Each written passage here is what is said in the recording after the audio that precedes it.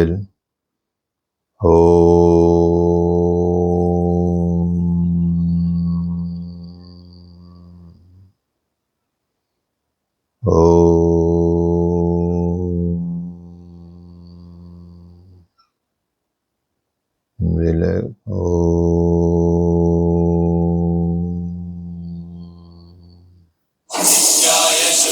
Relax.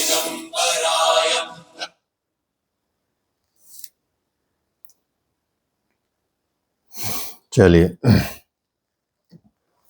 Hold कीजिए। तो छांदोग्य उपनिषद में आपका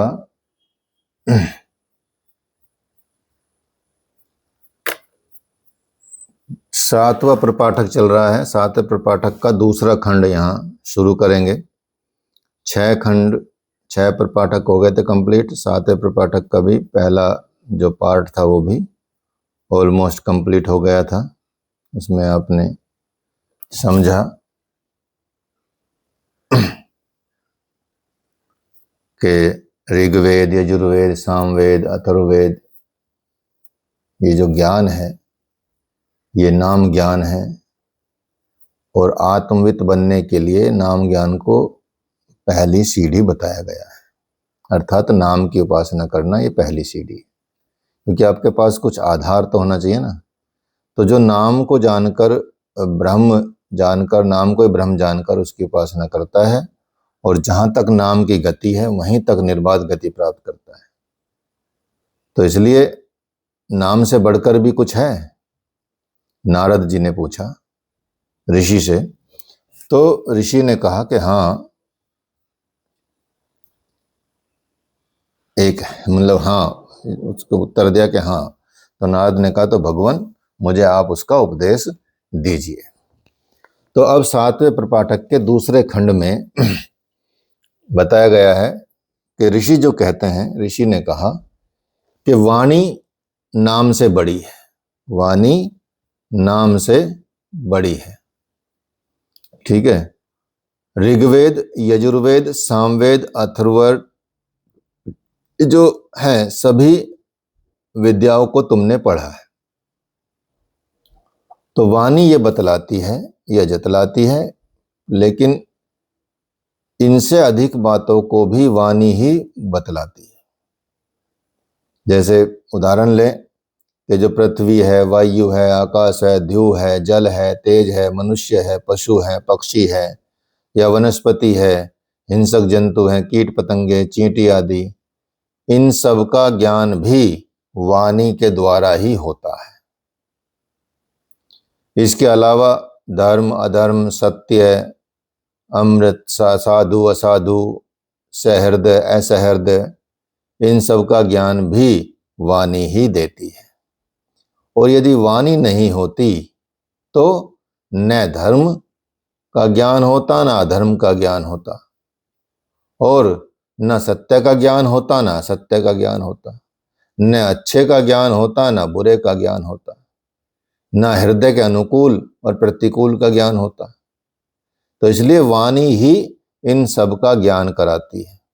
तो इसलिए नाम से बढ़कर वाणी है। नाम का ज्ञान अपने तक रहता है और वाणी का ज्ञान दूसरे तक पहुंचता है। इसलिए हे नारद, वाणी की उपासना करो। लेकिन जो वाणी को ब्रह्म जानकर उसकी उपासना करता है, और जहां तक वाणी की गति है वहीं तक वो निर्बाध गति प्राप्त करता है। तो फिर से नारद ने प्रश्न पूछा, तो क्या भगवान वाणी से बढ़कर भी कुछ और है? तो ऋषि ने उत्तर दिया, हाँ। तो नारद ने कहा, तो भगवान आप मुझे उसका उपदेश दीजिए। नाम से बढ़कर वाणी, और वाणी से बढ़कर ऋषि ने कहा कि मन वाणी से बढ़कर है। मन वाणी से बड़ा है। जैसे 2 आंवले, 2 बेर या 2 बहीड़े बंद मुट्ठी में अनुभव किए जा सकते हैं, ऐसे ही नाम और वाणी ये दोनों ही मन में अनुभव किए जाते हैं। ठीक है। आपके हाथ में 2 बेर दे जाएं तो आप पता लगा लें कि भाई मेरे हाथ में, आप देखें भी ना चाहे तो आप पता लगा लें कि भाई हाँ मेरे हाथ में दो चीजें हैं कोई। तो इसलिए मनुष्य पहले मन में ही सोचता है कि मंत्र पढ़ूं या कर्म करूं, और जब मन में सोचता है तब मंत्र पढ़ने लगता है, कर्म करने लगता है। पुत्र की, पशु की मन में इच्छा करता है तो उन्हें पा भी लेता है, इस लोक की और उस लोक की इच्छा करता है तो उन्हें पा भी लेता है। तो इसलिए मन ही मानो आत्मा है, और मन ही मानो लोक है, मन ही मानो ब्रह्म है। तो मन की प्रेरणा से ही वाणी नाम का, शब्द का उच्चारण करती है। मन की प्रेरणा से ही वाणी नाम का उच्चारण करती है, शब्द का उच्चारण करती है। इसलिए मन है नारद, नाम वाणी इन दोनों से बड़ा है। तो तू मन की उपासना कर, और यदि जब मन की उपासना करेगा और मन को ब्रह्म मानकर, ब्रह्म जानकर उसकी उपासना करेगा तो, और जहां तक मन की गति है वहीं तक निर्बाध गति प्राप्त करेगा। इसलिए नारद मन की उपासना करो। तो फिर नारद मुनि ने पूछा, तो क्या भगवान मन से बढ़कर भी कुछ है? तो ऋषि ने उत्तर दिया, हाँ मन से बढ़कर भी कुछ है। तो नारद ने कहा कि भगवान तो आप मुझे उसका उपदेश दीजिए। तो भगवान ने कहा, सो ऋषि ने कहा कि मन से बढ़कर संकल्प है, विलिंग। मन से बढ़कर संकल्प है, संकल्प जो है वो मन से भी बड़ा है।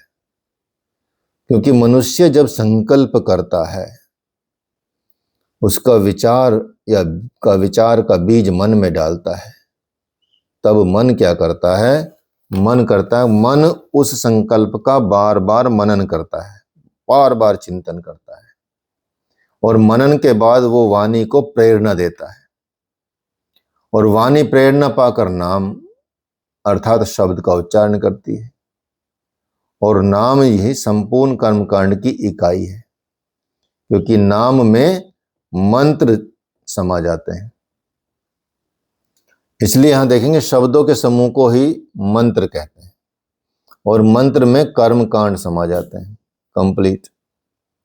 तो मन से लेकर नाम तक सबका एकमात्र आधार संकल्प है, और संकल्प ही इनकी आत्मा मानी जाएगी, और संकल्प में ही ये निवास करते हैं। तो ब्रह्मांड में और पिंड दोनों में, ब्रह्मांड और पिंड में संकल्प ही संकल्प दिखाई देता है। द्यू और पृथ्वी में एक ही संकल्प दिखाई दे रहा है।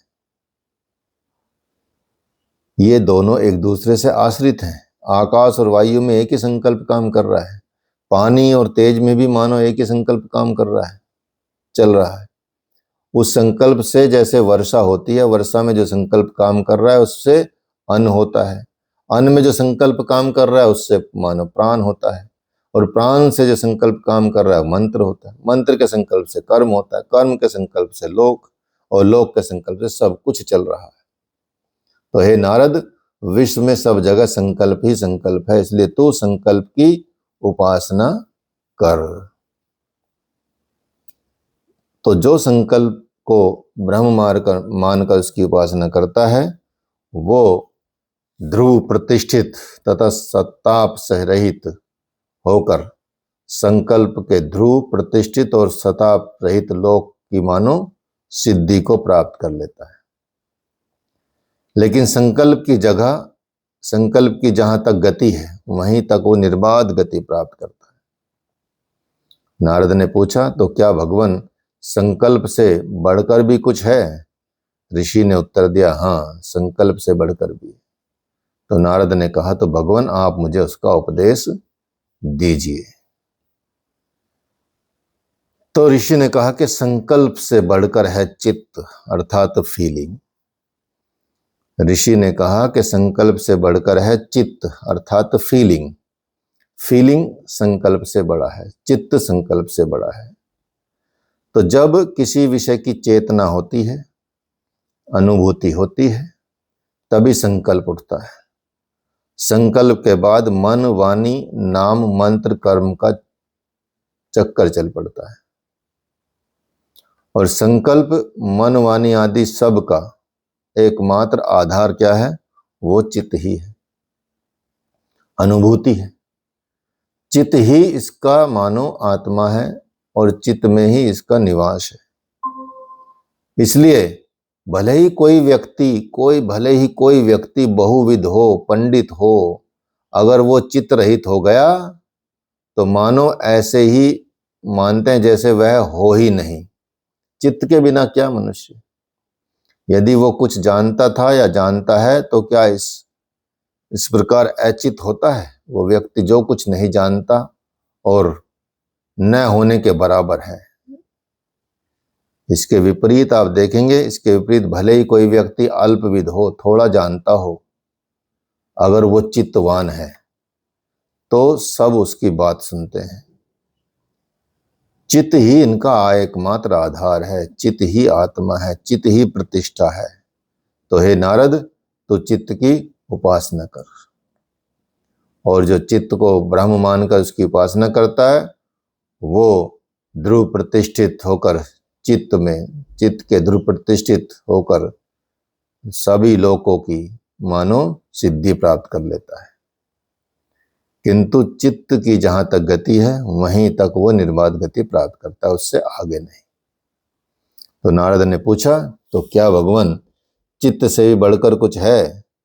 तो ऋषि ने कहा, हाँ, चित्त से भी बढ़कर है। तो नारद ने कहा, तो भगवान आप मुझे उसका उपदेश करो कि चित्त से बढ़कर क्या है। तो ऋषि ने कहा कि चित्त से बढ़कर है ध्यान, चित्त से बढ़कर है कंसंट्रेशन, मेडिटेशन। चित्त से, ऋषि ने कहा कि चित्त से ध्यान बड़ा है, चित्त से ध्यान बड़ा है, अनुभूति से बड़ा है। अनुभूति अनेक होती है, ध्यान एक होता है। एक अनुभूति का होना ही ध्यान है। इसी तरह से पृथ्वी जैसे मानो ध्यान में लीन चल रही है, अंतरिक्ष, देव, जल, पर्वत, देव, मनुष्य सभी मानो ध्यान मग्न है। और संसार के नर नारियों में जो महत्ता को प्राप्त करते हैं वे ध्यान के बहुत थोड़े बहुत अंश से ही महत्व प्राप्त करते हैं। इसलिए ध्यान से ही आपको बहुत महत्व प्राप्त होगा। जो लोग अल्प हैं, तुच्छ हैं, वे भी ध्यान के सारे ही कलह करते हैं, चुगली करते हैं, एक दूसरे की निंदा करते हैं। और जो लोग प्रभु हैं, महान हैं, वे भी ध्यान के थोड़े बहुत अंश से ही प्रभुता प्राप्त करते हैं। तो हे नारद, तू ध्यान की उपासना कर। तो जो ध्यान की उपासना करता है, उसको ब्रह्म मानकर उसकी उपासना करता है, तो जहां तक ध्यान की गति है वहां तक वो निर्बाध गति प्राप्त करता है। तो नारद ने पूछा, तो क्या भगवान ध्यान से बढ़कर भी कुछ है? तो ऋषि ने उत्तर दिया, हाँ, ध्यान से बढ़कर भी है। तो नारद कहते हैं, तो फिर मुझे बताइए, उसका उपदेश दीजिए। तो ऋषि ने कहा कि विज्ञान ध्यान से बड़ा है। विज्ञान ध्यान से बड़ा है। अनेकों में एक अनुभूति को ध्यान कहते हैं, लेकिन वो अनुभूति अच्छी या बुरी दोनों प्रकार की हो सकती है।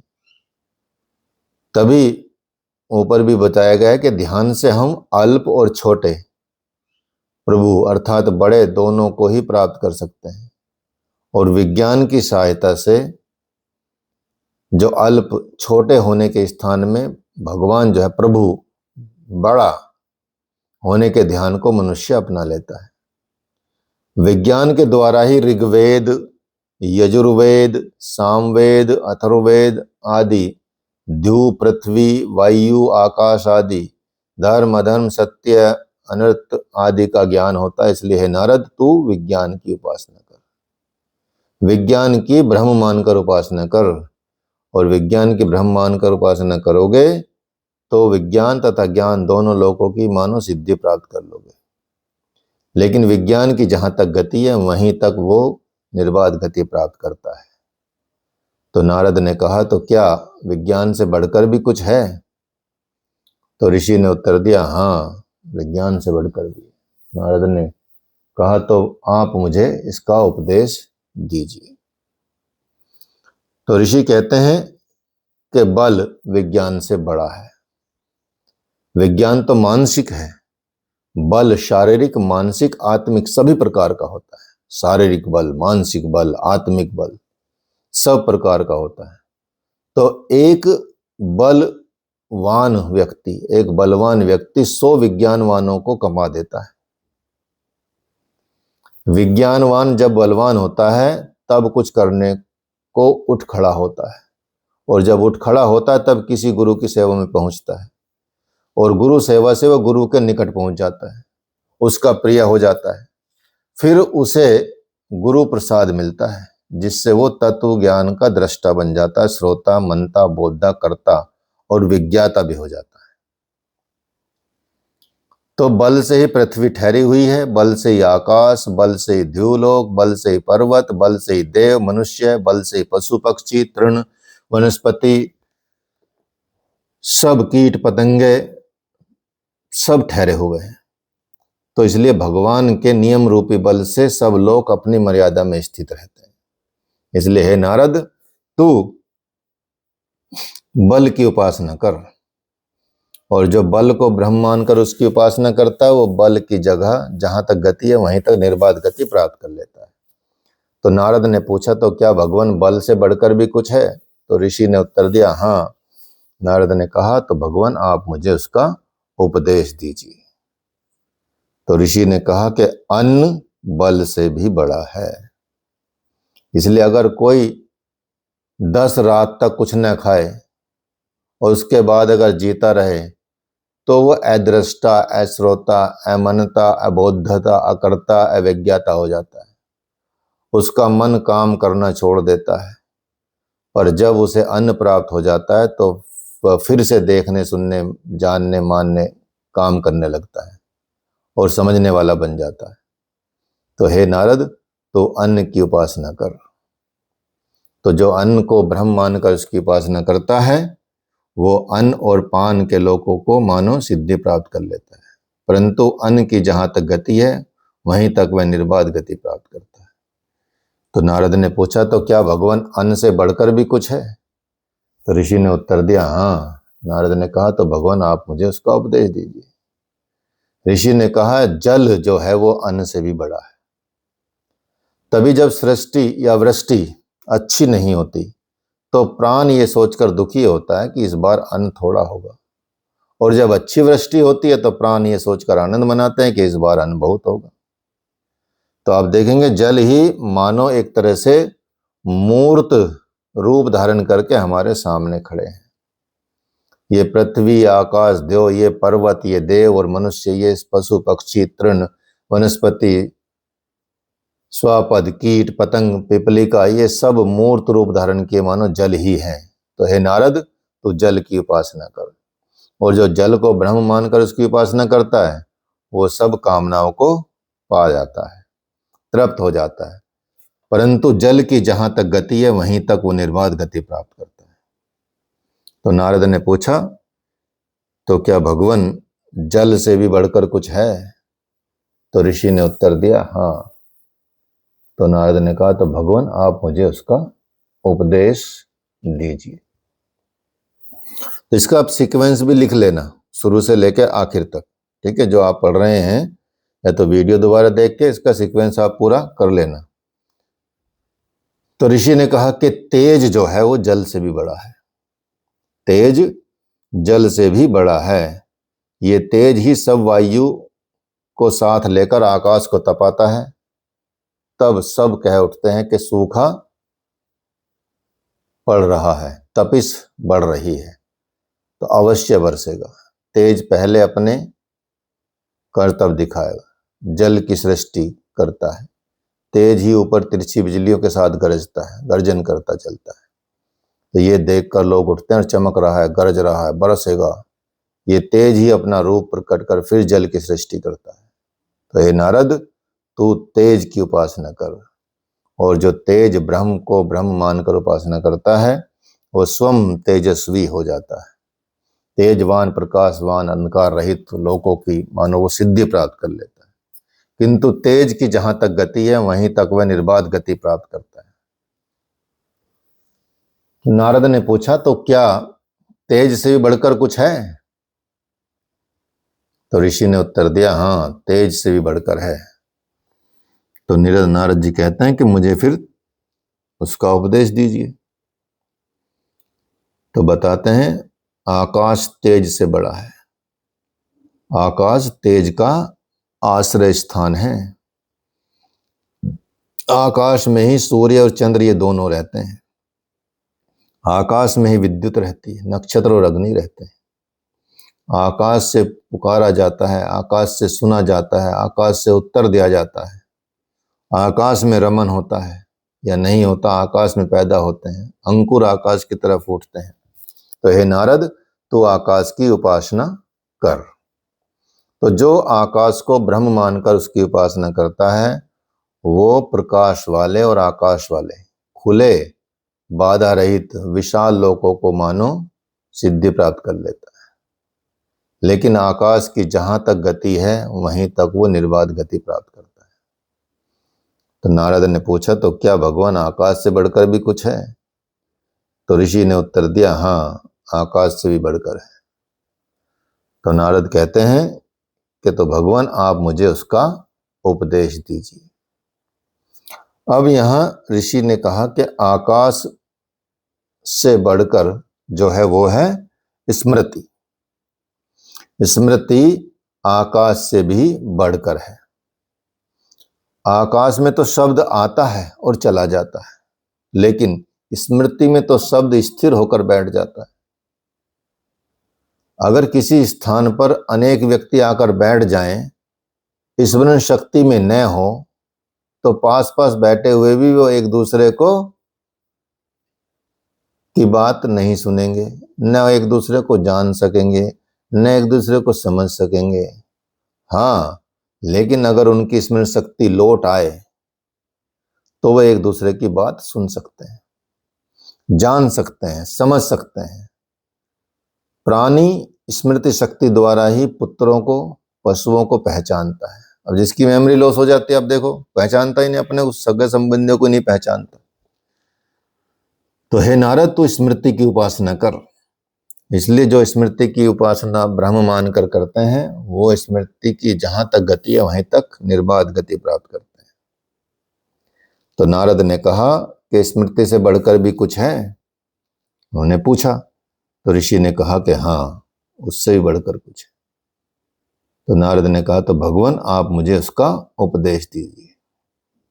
तो ऋषि ने कहा कि आशा, आशा स्मृति से बड़ी है। स्मृति का भूत से संबंध है, भूतकाल से संबंध है। आशा स्मृति को साथ लेकर भविष्य से संबंध जोड़ती है। आशा से प्रदीप्त होकर ही स्मृति मंत्रों का स्मरण करती है। आशा से ही मनुष्य कर्म करता है। आशा से ही पुत्र पशु इस लोक परलोक उस लोक की इच्छा करता है। तो हे नारद, तो आशा की उपासना कर। और जो आशा को ब्रह्म मानकर उसकी उपासना करता है, उसकी सब मनोकामनाएं आशा से भी बढ़कर पूर्ण होती है। जितनी आशा की है उससे भी बढ़कर पूर्ण होती है। उसके सब आशीर्वाद अमोघ हैं, फलते हैं। परंतु जहां तक आशा की गति है वहीं तक वो निर्बाध गति प्राप्त करता है। तो नारद ने पूछा, तो क्या भगवान आशा से भी बढ़कर कुछ है? तो ऋषि ने कहा, हाँ, आशा से बढ़कर भी कुछ है। तो नारद कहते हैं कि मुझे फिर उनका उपदेश दीजिए। तो ऋषि कहते हैं कि प्राण आशा से बड़ा है। आशा भी तो प्राण के लिए, जीवन के लिए होती है। जिस प्रकार जो चक्र के अरे होते हैं, जो तीलियां होती हैं, चक्र के अरे होते हैं, नाभि में अर्पित होते हैं, इस प्रकार नाम से लेकर आशा तक सब अरे प्राण रूपी चक्र में समर्पित हैं। अर्थात ये एक प्राण रूपी चक्र में समर्पित चल रहे हैं। सब कुछ प्राण के सहारे चल रहा है। प्राण को लक्ष्य रखकर चल रहा है। प्राण के लिए ही चल रहा है। प्राण ही पिता है, प्राण ही माता है, प्राण ही भ्राता है, प्राण ही भगिनी है और प्राण ही आचार्य है, प्राण ही ब्राह्मण है।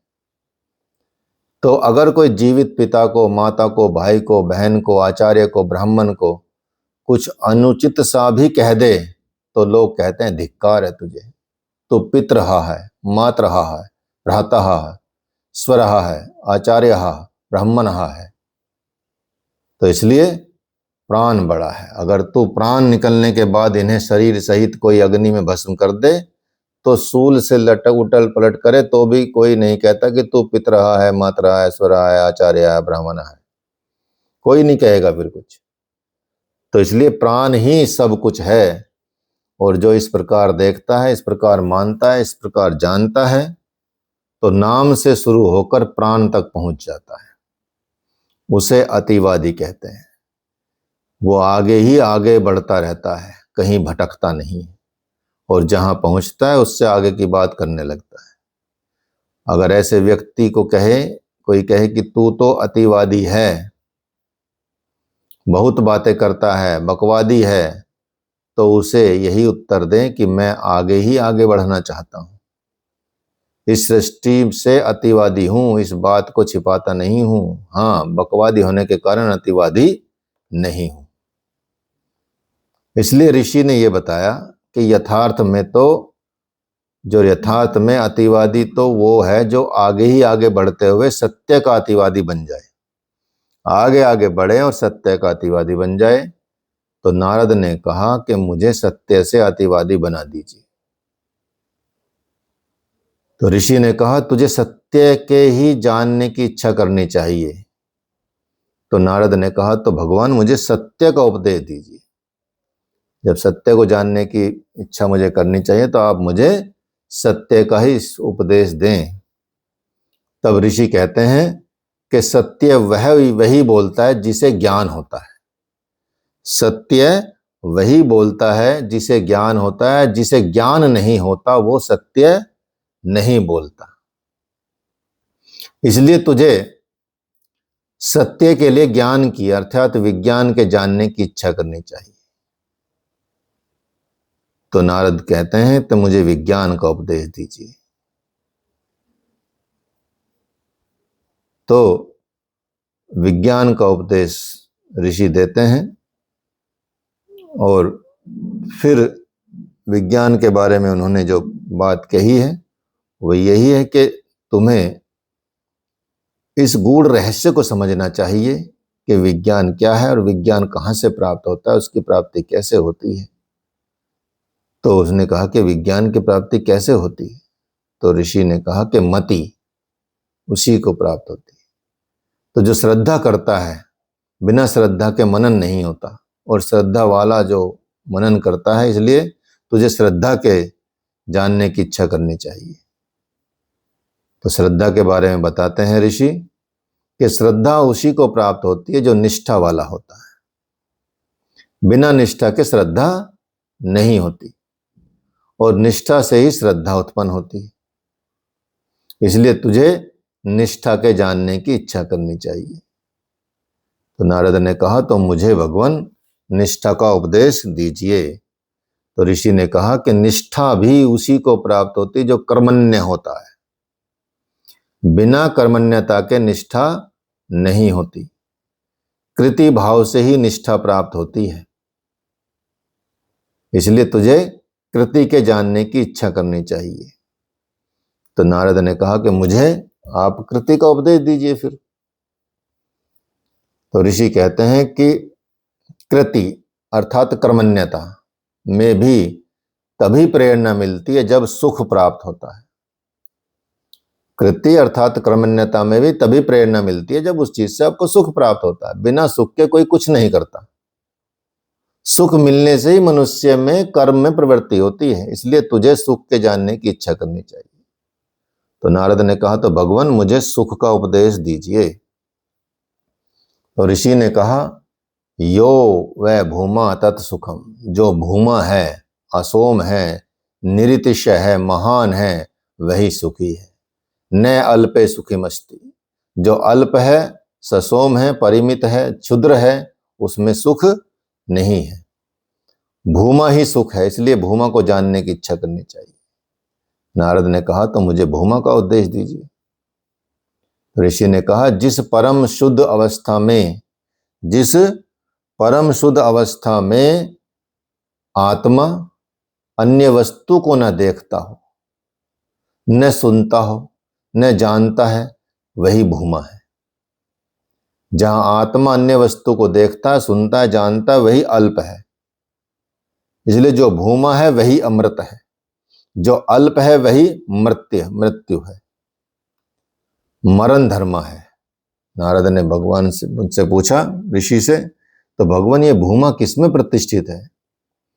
ऋषि ने उत्तर दिया कि भूमा अपनी ही महिमा में प्रतिष्ठित है, या यूं कह दें कि वह महिमा में ही प्रतिष्ठित नहीं है। इस लोक में गाय, घोड़े, हाथी, सोना, दास, पत्नी, भूमि, घर, इनको महिमा कहा जाता है, लेकिन मैं इन्हें महिमा नहीं कहता। ऋषि ने कहा, मैं तो कहता हूं ये एक दूसरे में प्रतिष्ठित हैं। तो वो क्या महिमा जो किसी दूसरे में प्रतिष्ठित हो, किसी के सहारे खड़ी हो, वो क्या महिमा है? बताते हैं, भूमा किसी में प्रतिष्ठित नहीं है। वही नीचे भी है, वही ऊपर भी है, वही पीछे है, वही सामने है, वही दाएं है, वही बाएं है। स एवद सर्वम, वही सब कुछ है। तो भगवान के इस भूमा रूप के दर्शन करने के बाद भक्त अपने को भूमा रूप में ही देखने लगता है। यही अहंकार का उपदेश है। जैसे भूमा को भक्त सब जगह दिखते हैं, वैसे अहम को, अपने को भी नीचे, ऊपर, पीछे, सामने, दाएं बाएं सब जगह देखने लगता है। वो अनुभव करता है, अहम वेदेव सर्वम, मैं ही सब कुछ हूं, मैं स्वल्प नहीं महान हूं। ऐसा चीजें वो उसके मन में आ जाता है। तो इसके बाद आत्मा में सह और अहम का जो वो मैं और वह, उसका और मेरा, ये सब भेद मिट जाते हैं जब भूमा में स्थित होता है। यही आत्मा का देश है। तो भक्त अनुभव करता है कि आत्मा ही नीचे है, आत्मा ही ऊपर है, आत्मा ही पीछे है, आगे भी आत्मा है, दाएं भी आत्मा है, बाएं भी आत्मा है।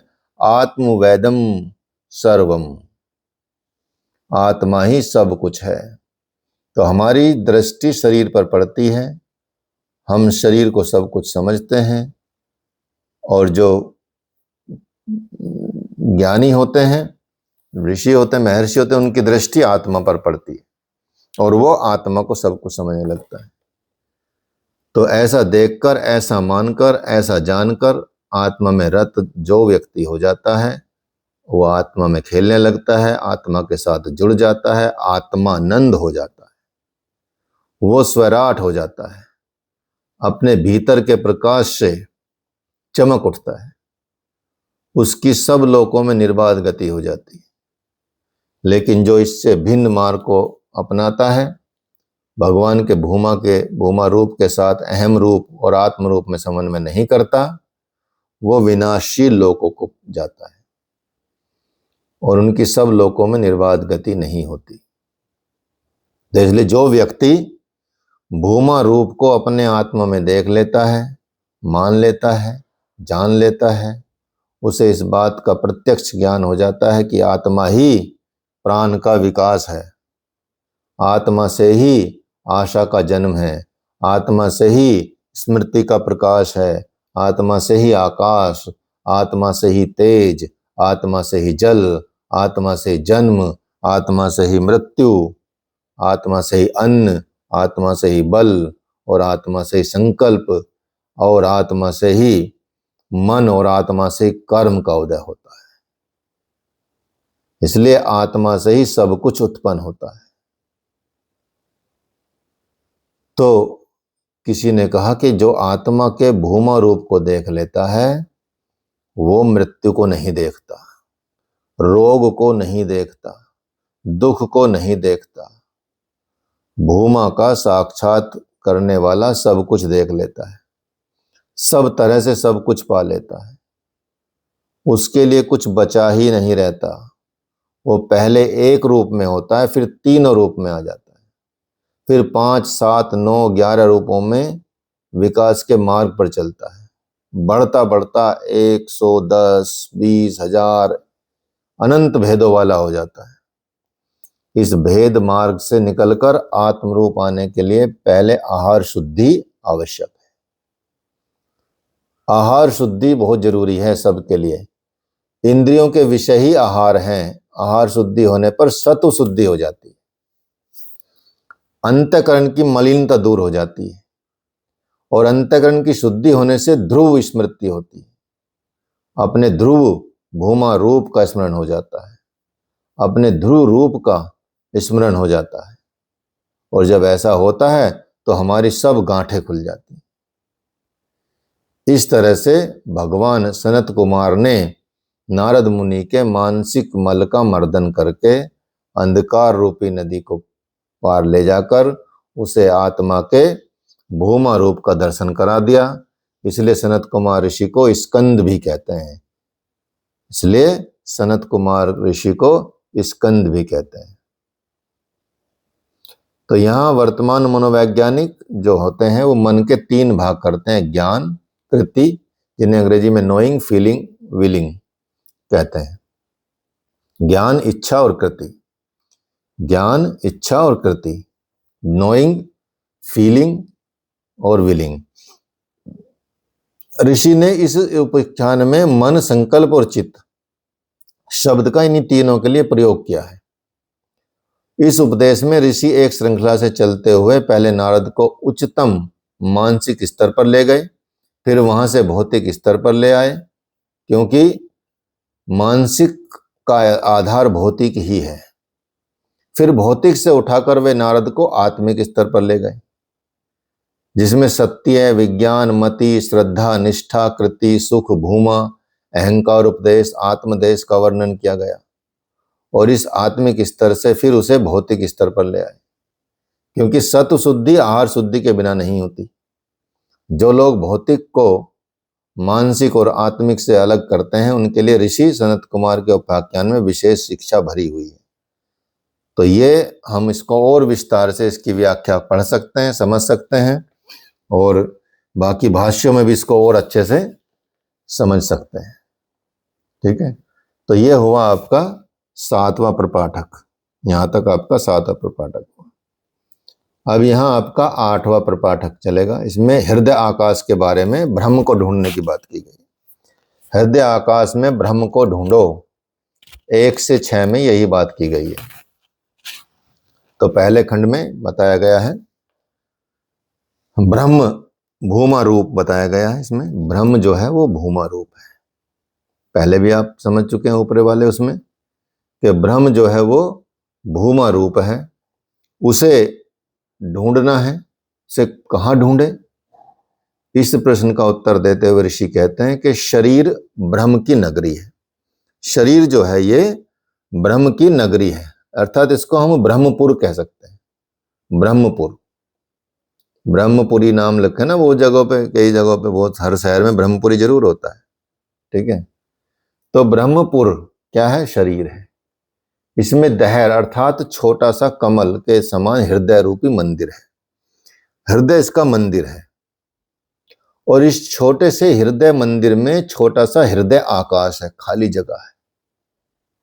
उस आकाश के भीतर जो छिपा है उसे खोजना चाहिए, उसे ही जानना चाहिए।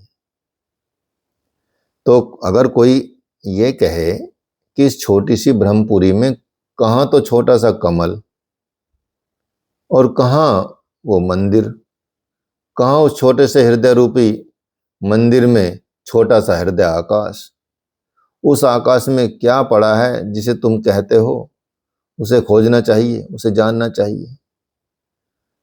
तो जो ऐसी शंका रखते हैं, ऐसी शंका वाले उपासक को उत्तर दें कि अरे भाई, जितना बड़ा ये आकाश तुम्हें दिख रहा है ना, उतना बड़ा ये हृदय मंदिर के भीतर का आकाश है। ये जो ध्रुव और पृथ्वी आकाश के भीतर एक तरह से किसी ने ठीक स्थान पर रख दिए हैं, वैसे ही हृदय आकाश में भी वही समाहित है। अग्नि, वायु, सूर्य, चंद्रमा, विद्युत, नक्षत्र, वर्तमान, भूत, भविष्यत, ये सब जैसे ब्रह्मांड में दिखाई दे रहे हैं, वैसे ही पिंड के हृदय आकाश में भी ये ऐसे ही वर्तमान में है।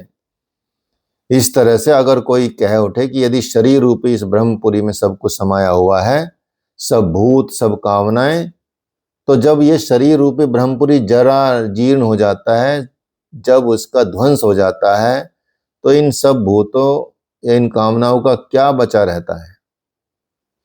तो फिर उसका उत्तर कैसे देंगे आप? उसका उत्तर दे सकते हैं कि अरे भाई, इस शरीर के जरा जीर्ण होने पर वो हृदय आकाश में रहने वाला जीर्ण नहीं होता, न शरीर के नाश होने पर उसका नाश होता। यह हृदय आकाश झूठा नहीं है, सच्चा ब्रह्मपुर है, और इसमें पहुंचकर सब कामनाएं पूर्ण हो जाती हैं। इस हृदय आकाश में निवास करने वाला आत्मा पापों से अलग है, जरा और मृत्यु से छूटा हुआ है, भूख और प्यास से परे है, सत्य काम, धर्म, अर्थ, मोक्ष, इन सत्य कामनाओं वाला और सत्य संकल्प है।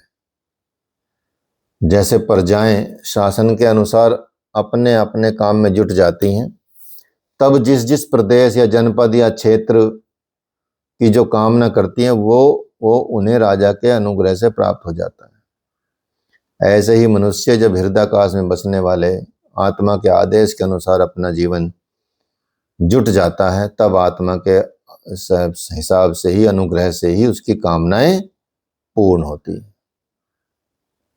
और जैसे इस लोक में अपने कर्म से, अपनी भुजाओं से उपजित संपत्ति से भोग लेने के बाद छीन हो जाती है, अर्थात कर्मों से जीता हुआ व्यक्ति जो है, कर्मजित लोक उसका समाप्त हो जाता है, वैसे ही उस लोक में दान आदि पुण्य कर्मों से उपार्जित जो उसने इकट्ठा किया है, वो पुण्य जनित लोक भी भोग लेने के बाद समाप्त हो जाता है।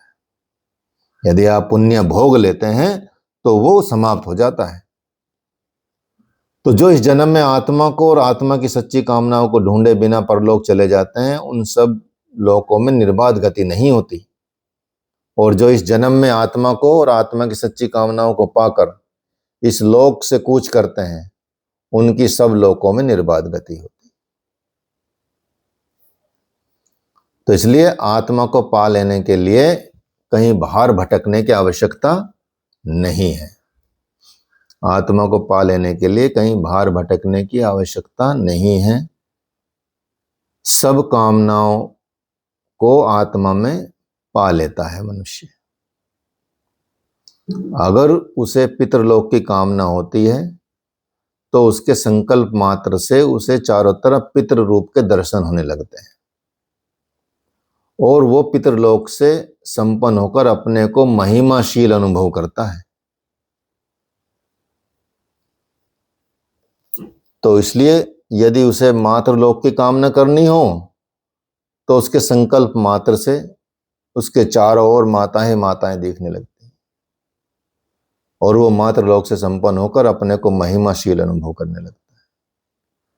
यदि उसे भ्रातृलोक की कामना करनी हो तो उसके संकल्प मात्र से ही चारों तरफ भाई ही भाई नजर आने लगते हैं, और उसे वो भ्रातृलोक से संपन्न होकर अपने को महिमाशील अनुभव करता है। यदि उसे स्वस्थ लोक की कामना करनी है तो संकल्प मात्र से उसके चारों तरफ बहन ही बहन दिखाई देती है। वो स्वस्थ लोक से संपन्न होकर अपने को महिमाशील समझता है। यदि उसे सखी लोक की कामना करनी है तो उसके संकल्प मात्र से चारों तरफ ही सखा लोक, सखा ही सखा दिखाई देने लगता है, और वो सखा लोक से संपन्न होकर अपने को महिमाशील अनुभव करता है। और यदि उसको गंध माल्य लोक की कामना करनी हो तो उसके संकल्प मात्र से सब जगह गंध और माला ही का अनुभव होने लगता है। गंध माल्य लोक से संपन्न हो जाता है और अपने आप को महिमाशील महसूस करता है। और यदि उसे अन्न पान लोक की कामना करनी हो तो खाने पीने में ही मजा लेना चाहता हो तो उसके संकल्प मात्र से ही खाने पीने की वस्तुएं एकत्रित हो जाती हैं, और वो अन्न पान लोक से संपन्न हो जाता है, अपने आप को गौरव अनुभव करता है। इसी तरह से यदि उसे गीत वादित्र लोक की कामना करनी हो तो उसके संकल्प मात्र से गाना बजाना उठ पड़ता है, और वो गीत वादित्र लोक से संपन्न होकर महिमा को पा लेता है। यदि उसे स्त्री लोक की कामना करनी हो तो संकल्प मात्र से स्त्रियां ही स्त्रियां प्रकट हो जाती हैं और वो स्त्री लोक से संपन्न होकर अपने को गौरवशाली अनुभव करता है। इसलिए संक्षेप में आप कह सकते हैं कि जिस जिस विषय को वो चाहता है, जिस जिस विषय की कामना करता है, वो संकल्प मात्र से उठ खड़ा होता है और वो उससे संपन्न होकर उस महिमा का अनुभव करता है। ठीक है, तो ये क्या है कि यही स्त्री की कामना गंध, माल्य, गीत, वादित की कामना का उल्लेख क्यों किया? तो मनुष्य की जो सत्य कामनाएं हैं, ऊंची कामनाएं हैं, वे अनृत से, नीची कामनाओं से ढकी रहती। सत्यः कामा अनता विघाना हिरण्यमन्येन पात्रेन सत्यास्पीतम सुखम, ऐसा उपनिषद में कहा गया। सो ये स्त्री गंध माल्य आदि ही अनृत कामनाएं ब्रह्म ज्ञान की सत्य कामनाओं को ढकी रखती है। जो यहां से मरकर चला गया उसे फिर कहां कैसे वो देख सकता है? उन्हें यहां देखने की इच्छा एक अनृत इच्छा है। तो मनुष्य इस इच्छा से सत्य को अमृत से ढका मान लेता है या ढक लेता है या ढका हुआ है, ये कह सकते हैं। ठीक है, तो इसलिए जब छोटी छोटी कामनाएं होंगी तो बड़ी कामना भी। तो जो यहाँ इसके जीवित या जो मर चुके हैं और जो कुछ वो चाहता है परंतु पा नहीं सकता, उस सब को हृदय मंदिर में वर्तमान ब्रह्म के पास पहुंचाकर वो पा लेता है। हृदय मंदिर में सत्य कामनाएं मौजूद रहती हैं, लेकिन विषयों के प्रति तृष्णा का उन पर आवरण चढ़ा होता है। सत्य कामा अनृता पिधान, तृष्णाओं के इस अनृत आवरण के कारण ही वो अपने सत्य स्वरूप को नहीं पहुंच पाता या पहचान पाता। जो हमारी कामनाएं हैं, तृष्णाएं हैं, उसके आवरण की वजह से हम सत्य को नहीं पहचान पाते, अर्थात तो आत्म रूप में स्थित नहीं हो पाते, भगवान को नहीं पहचान पाते और वहां उस हृदय प्रदेश में नहीं जा पाते। जैसे पृथ्वी में दबी हुई स्वर्ण की निधि को उसके ऊपर चलते फिरते भी नहीं पहचान पाते। हम हम चल रहे धरती पर, लेकिन उसके नीचे स्वर्ण दबा हुआ कुछ पता नहीं चलेगा। ऐसे ही सब जीव जंतु सुसुप्ति अवस्था में ब्रह्मलोक में दिन प्रतिदिन पहुंचते हुए भी आत्मा निधि को नहीं पहचान पाते या वहां तक नहीं पहुंच पाते।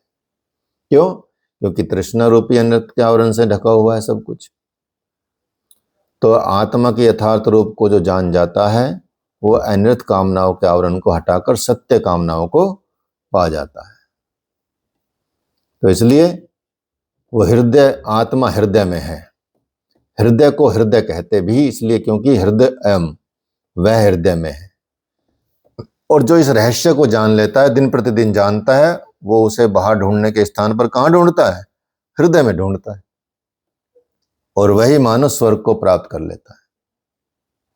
तो जब ये जीव निर्मल होकर इस शरीर से उठकर इस शरीर में आत्म भावना को त्याग कर परम ज्योति को प्राप्त होकर शुद्ध रूप में प्रकट होता है, तब उसी को आत्मा कहा जाता है।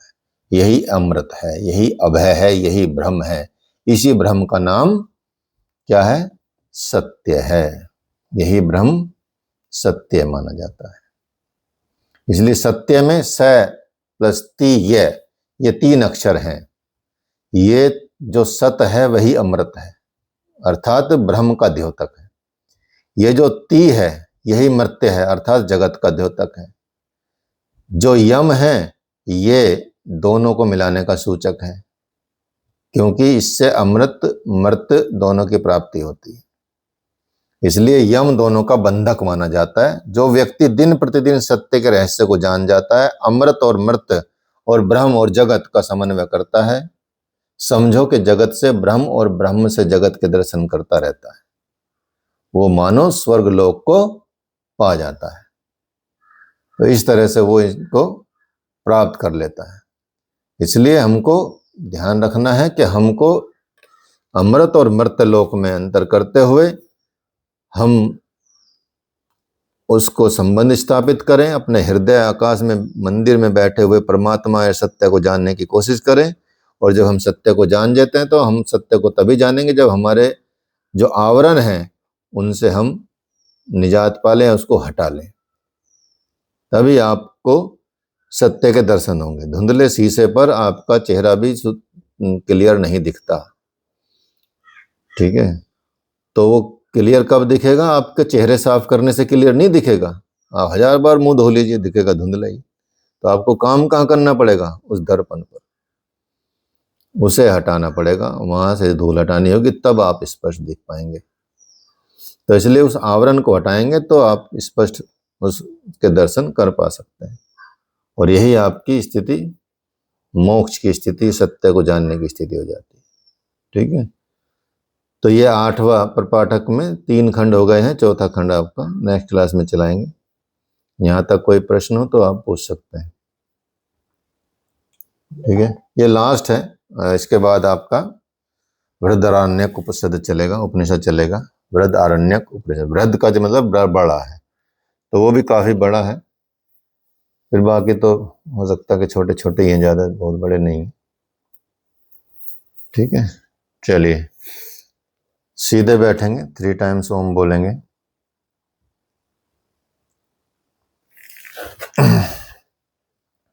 इनहेल,